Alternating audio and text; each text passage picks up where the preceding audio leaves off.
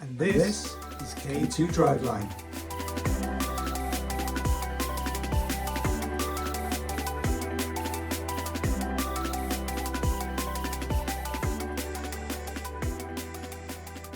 So why are we starting a YouTube channel? That is a really good question. Yeah, why are we starting this channel? So, I mean, we've always had a natural interest in cars, haven't we? We have Since years and years and years. Since I can remember, and you obviously even before my time. So obviously it's an interest that's both from our dad. Yeah. But yeah, I mean, you guys have been, you and We've had, I managed a club for a while. We did sprints, show events, so show and shine, racing around Castle Combe, did our own sprint events. So yeah, it's kind of in the blood. I think It is in the blood. Both petrol heads. many Welsh rallies and and freezing cold in the rain. And we just thought actually it might be nice to share exactly that. our interests and journey with you. Yeah, and with the three cars that we've got now between us, we've got the VXR, the A7, and more recently the Coupe. Yeah, it's a case that we feel like we've got a good sort of cross section of interesting cars in their different rights. The A7, that executive sort of sportback, the hot hatch, and the old 5-cylinder. We feel that's a kind of a good array that it's interesting for us, and it might be interesting to other people. I think it's fair to say we've definitely had a whole mix of cars throughout the years. Oh yeah. Everything from a Peugeot 306 diesel to a Mitsubishi Evolution 6. Yeah. So, Corsa SRIs and Honda Civic Type Rs and family wagons, sports wagons, everything in between. Everything in between. So yeah, we're hoping that we can bring you on this journey with us, and you might find something of interest as we get through. And I'm sure there'll be lots of laughs along the way. And lots of things that we especially break. when he's doing repairs. Yeah, he's not wrong. So what kind of channel do we want this to be then? I think a genuine channel. That's what we're aiming for. I mean, we're not experts by any stretch. We're not trained mechanics. Not professional detailers. But we like to have a go. We like to experience these things, don't we? Whatever that will be, modifications, builds, problems along the way. Yeah, I think, like I say, we've got between the three cars, we've got quite a nice cross section, haven't we? We have. I think I mentioned this before, but I think the A7 and the VXR probably will follow more of a kind of subtler modifications, sort of more aesthetic, maybe a few performance sort of tweaks, but probably nothing major. No gearbox rebuilds or anything of the sort. It is a Vauxhall. Fingers crossed. There's an Audi.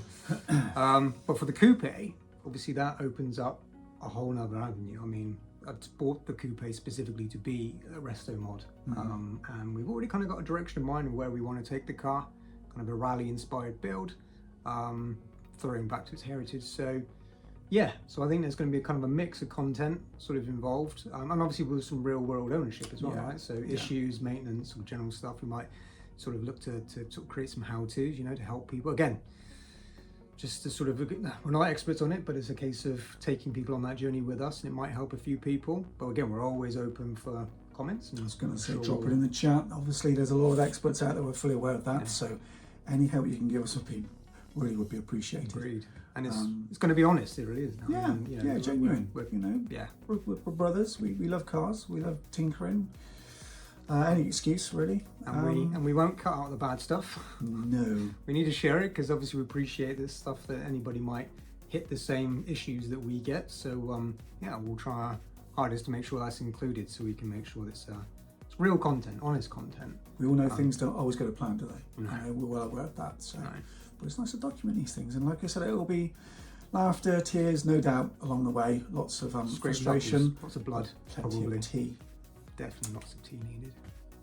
So be honest, do we actually know what we're doing? Not really. No, I think. I mean, what? I work in IT. He works in insurance. I'd like to hazard a guess that that's probably the furthest thing you can probably get from car mechanics, right? I mean, probably. Yeah. We're not in the trades. We don't work with our hands, but yeah. Thanks to our dad. I mean, this is where we ended up in terms of our hobby and interests. So no. In answer to the question, no, we absolutely don't know what we're doing, but we're really keen to give it a crack. Yeah. Just like I say, watch this space, I guess. So I guess we should probably talk a little bit more about our actual cars now, and the content of the channel. or what will make up the content of the channel, and maybe why we chose the cars that we did. It's good thinking. So, question number one. Why the A7 specifically? What made you buy it? Yep, so yeah, good question. I'm a massive Audi fan. I have been for the last several years or more, actually quite a lot longer than that. So yeah, I've had multiple Mark 1 TTs. I'll throw up a few shots so you can see the ones that I've owned over the years. I've had an Audi A4, A5. So I'm generally a massive Audi fan. The A7 to me was kind of the pinnacle, the peak is always kind of what I've aspired to, but you know, their original retail value kind of made them unachievable up until more recently, thanks to depreciation. But yeah, so no, for me, it's a beautiful car. I know it's a big car, it's got expensive running parts on it, but you know, I love the look of the car. I think it's just got such an aesthetical design to look at. And obviously semi-practical as well, decent sized boot. The kids are small enough at the minute that the fastback's not a problem. So yeah, I genuinely love, like I say, I love all Audis in general. Love all cars, obviously, but Audis are a favourite of mine. But yeah, the A7 to me has always been something I'd aspired to own. So the fact that I now do is, yeah, it's fantastic. Right, let's move over to the VXR now. Your motor. So why did you choose the VXR? Okay, bit of a Vauxhall nut. I've had Vauxhalls ever since I first started driving. From some Mark II Cavalier SRIs. Yeah. We're talking 1986, 1987. Yeah. One of those was a bit of a dog, but we won't go there. Classics though. They were classics. I had a red top SRI at one point, which I was told by the Vauxhall garage didn't exist. That was an interesting one. To modern day, so bringing it right up till now, two VXRs. It just seemed like the natural progression with Vauxhall. It's their, you know, their hot hatch, if you like. Always got to think about hot hatches. Not the most practical cars, especially when you have children. 3 doors and all that, but so I've come through the Vauxhall range and landed up with the VXR. So yeah, okay. So let's move on to the Audi Coupe, the big one, the project. Dum dum dum. Why this car specifically? Good question. I was so for a bit of context, I've had a few project cars. Well, I say project, I inverted quotes project. So I've had a few, so of my dailies, I've had a few Audi TTs for project cars to sort of go with them, but mostly they were aesthetical sort of issues with them. They were never really full project cars. They were very pretty much sorted already, quite low mileage and sort of in decent condition, and needed relatively minimal involvement from me. You know, one needed a bit of brakes works, one had a sort of a bit of a leak in the interior. But so the coupe for me was my push myself to actually be more mechanically involved in the car. I mean, I've always sort of gravitated more to body kit and aesthetics and detailing and sort of making the cars look good and new wheels, but kind of only ever really touched very simple mechanical jobs like brakes and sort of, you know, discs and pads and very simple stuff. So the coupe for me, it's a runner. So it did sort of run when I first bought it. Sort of several months ago, but the idea of being is obviously it's a 30-year-old car. I mean, it needs a lot of work. It hasn't been on the road for 10 to 15 years. It's been owned a couple times now as a project. Work's been done to it sort of over the years, but it's not been officially on the road for, like I say, for sort of 10 to 15 years. So this was my personal push to kind of try to get it back on the road and push myself sort of personally to actually get more mechanically involved with the car, but with the safety net that is not my daily. Okay, so if I do need it up on axle stands for 2 weeks to replace something significant, like there is at the minute going on, it doesn't matter, because obviously it doesn't owe me anything and it's just sort of sat there. So where I've always had that problem with doing more significant things to my daily. So yeah, so like I say, but for the coupe, why the coupe specifically?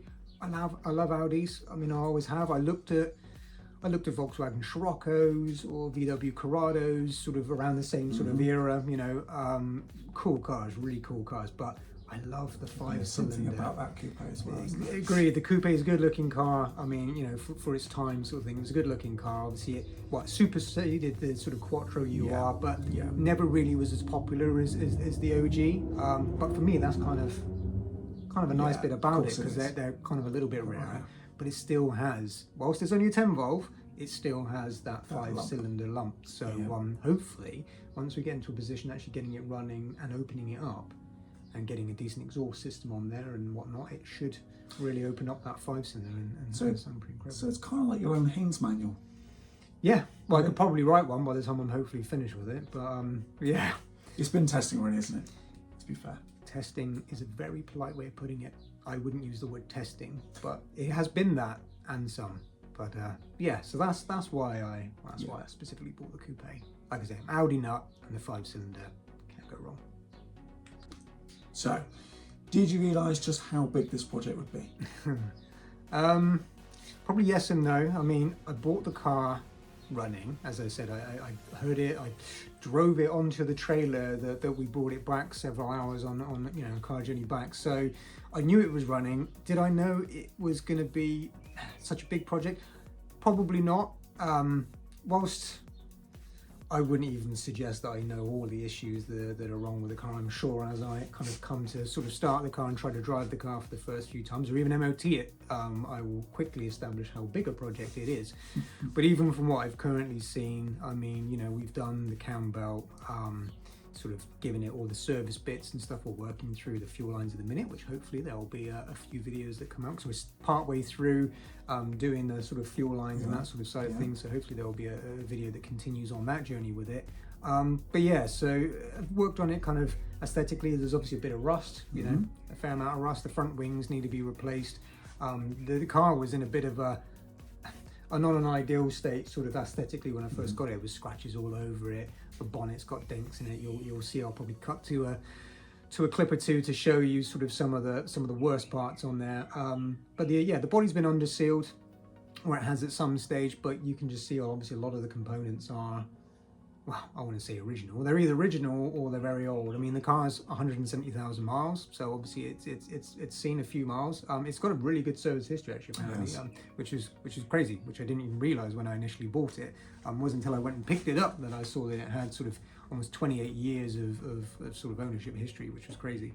But yeah, so no, it's a case of, no, I didn't necessarily realise. I think it's one of these things, until you get stuck into it, you don't really know how big these things are going to be. And I think it's more often than not, it's the small things you didn't think were going to be things end up turning to be things that are time sinks. Cue the fuel line thing that I've currently got, struggling with at the minute. It's been quite interesting, though, hasn't it? Because it does presents challenges. It does. And it allows you to sort of think outside the box. It does a bit, yeah. Something just pop to Audi and get something off the shelf. So Yes. it's something to make you sort of think. And like I said, I think it's an amazing project, and I think it will be worthwhile in the end. Let's hope we get that video of the first start. Agreed. Which hopefully Shouldn't be too long. shouldn't be too far away. Watch this space. What do you say? Right.